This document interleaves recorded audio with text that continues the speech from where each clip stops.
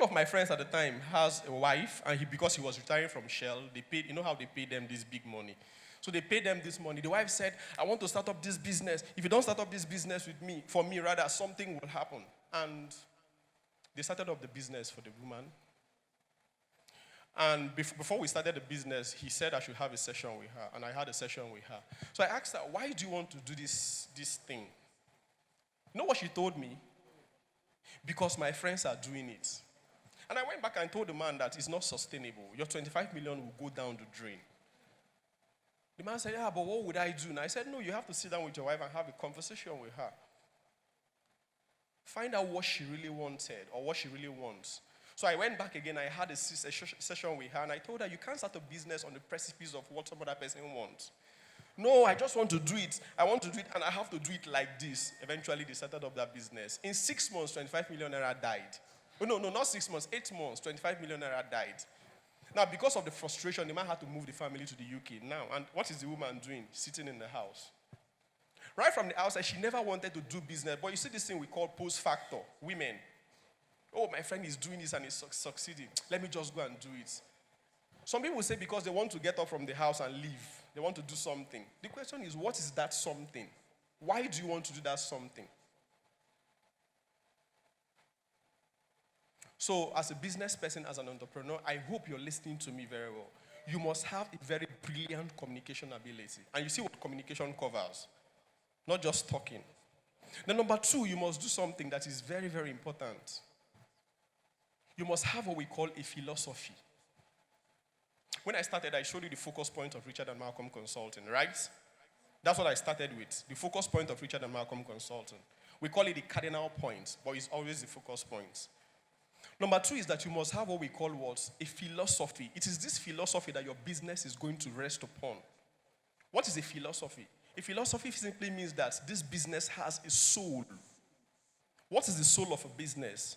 The vision statement, the mission statement, and the core values. See, this is very important. Don't start a business or don't do business like my mother in my 3 markets that just buys and sells. That's not what you want to do.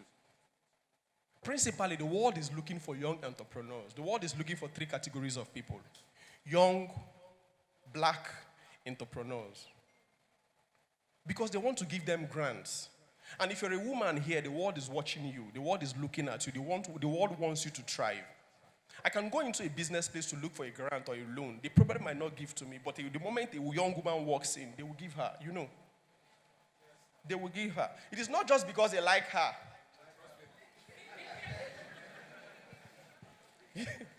It is not because they like her.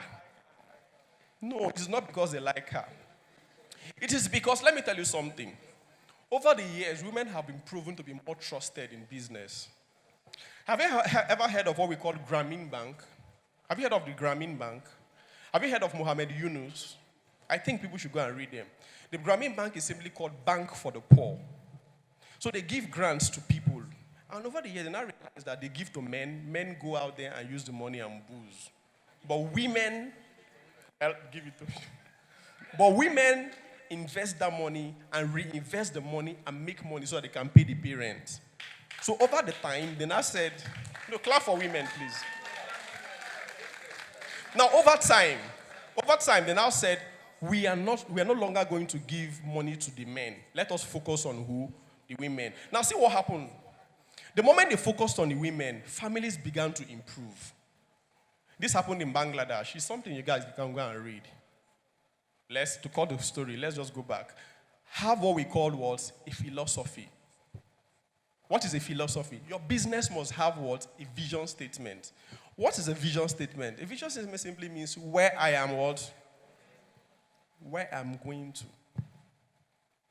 Vision, mission, core values. If you walk into a bank today, the first thing you're going to see is what? A vision statement. So if you meet me today as a business person or as a young business person, that's probably the first question I'm going to ask you. What is your vision statement? And it's your vision statement that sort of makes me understand your purpose statement, why you started up the business. So what is the vision statement? I'm sure Zandoni has their vision statement, and it's very brilliant because they told us their values. Your vision statement is something, or rather is critical to the kind of business you want to build. Without having a vision statement, I'm not sure you can develop even a simple business plan. Because while you're developing a business plan, they must ask you, what is your vision statement? And this elevator pitch that we did, which is very beautiful, the moment you meet people like Tony Elumelu and say, oh, I want to do my elevator pitch and practice it, yes? After all your big grammar, the simple question he might ask you is, okay, what's your vision statement? Why would he ask that question? Because I have to understand where you are going for me to put in my money. So even if you're selling chin-chin, even if you're a makeup artist, I need to understand your vision statement. If you don't have, please sit back and begin to write it.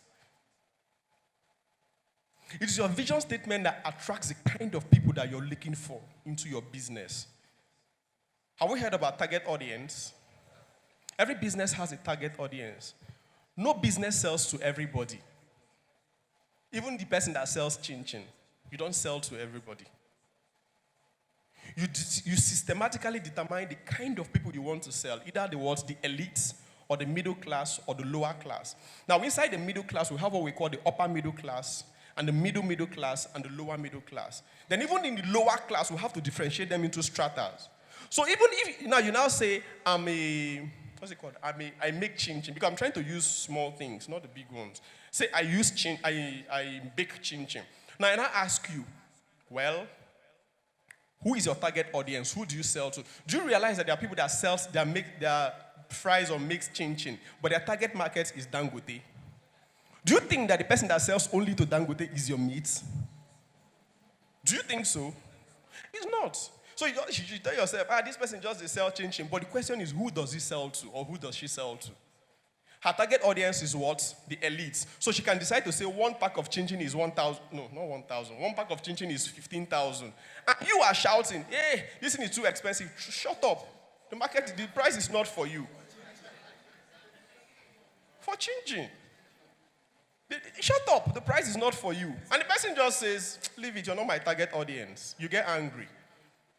When I was in the oil sector, we went to Abuja to have a business conversation with one of our clients at the time. This man does not eat bread made in Nigeria. Yes. I've told you this story before, right? The bread comes from London. So they buy in London, they buy it in bulk, put it in the fridge, it freezes, and whenever they want to eat, they bring it and put it in the microwave. This man, see, I know a pastor in Port Harcourt here that does not wash his clothes in River State.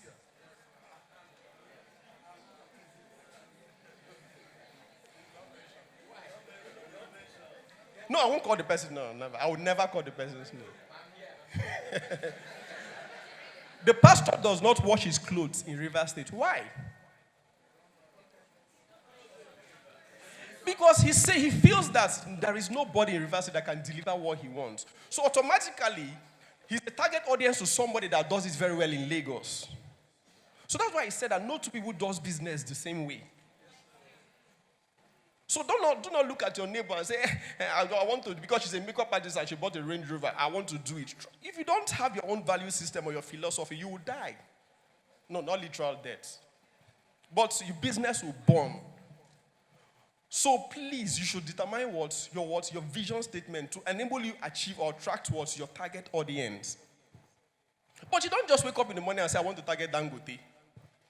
Do you have the solution that Dangote needs?